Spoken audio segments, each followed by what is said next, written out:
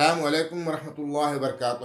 میرے عزیز دوستو، ہم بہت سارے اعمال کرتے ہیں، لیکن اللہ تبارک تعالیٰ کون سے اعمال پسند آ جائے جو اللہ تبارک تعالیٰ اس اعمال کے صدقے میں، اس نیکی کے بدلے میں ہماری ساری گناہ کو معاف کر دے، ہماری بخشش فرما دیتا ہے، یہ اللہ بہتر جانتا ہے۔ لیکن آئیے میں ایک حدیث شریف آپ کو سناتا ہوں۔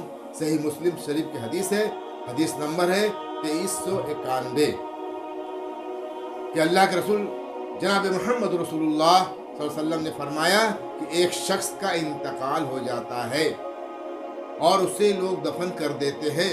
قبر میں دفن کے بعد اس کے قبر میں فرشتے آتے ہیں اور اس سے سوال کرتے ہیں، اے شخص، تمہارے پاس کوئی نیکیاں ہیں؟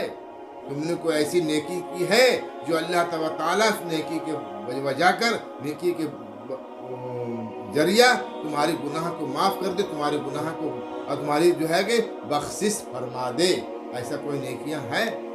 تو شخص نے کہا، قربان جاؤ، آج اللہ تبارک تعالیٰ ہمیں اور آپ کو بھی اس حدیث پر، اس بات پر عمل کرنے کی توفیق عطا فرمائے اور یہ باغاؤ سماعت فرمائیں گے۔ یہ بہت ہی سبق آموز واقعہ ہے۔ اللہ کے رسول صلی اللہ علیہ وسلم فرماتے ہیں کہ وہ شخص کا انتقال ہو جاتا ہے، قبر میں دفن ہوتے ہیں، قبر میں سوال کرنے والے فرشتے آتے ہیں اور سوال کرتے ہیں، شخص، تمہارے پاس کوئی نیکیاں ہیں؟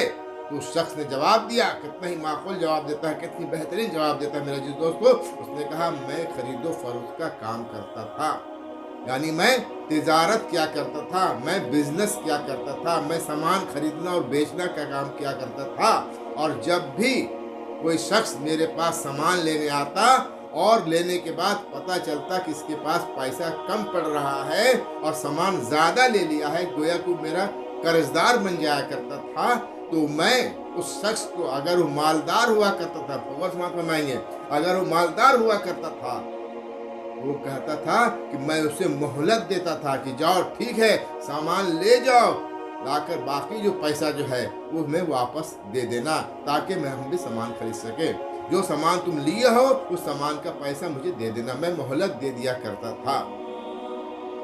دوسرا، اگر اس میں سے کوئی غریب، کوئی مجبور، کوئی تنگ دست اگر آتا تھا، کوئی مجبور لاچار اگر آتا تھا اور سامان ہم سے کچھ خریدنا چاہتا تھا اور خریدتا تھا، اور خریدنے کے بعد سامان زیادہ خرید لیا، پیسہ کم پڑ جاتا تھا، تو میں ایک عمل کیا کرتا تھا، مالداروں کو مہلت دے دیا کرتا تھا اور غریب لوگوں کو میں معاف کر دیا کرتا تھا کہ جو تم نے سامان لے لیا ہے لے جاؤ، اگر جتنا پیسہ تمہارے پاس نہیں ہے، تم میرا قرض دار ہو گیا، تو میں معاف کر دیتا ہوں۔ میرا یہی عمل تھا۔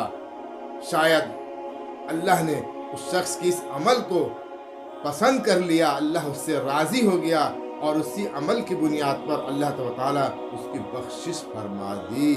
یہ صحیح مسلم شریف کی حدیث ہے 2391۔ السلام علیکم ورحمۃ اللہ وبرکاتہ۔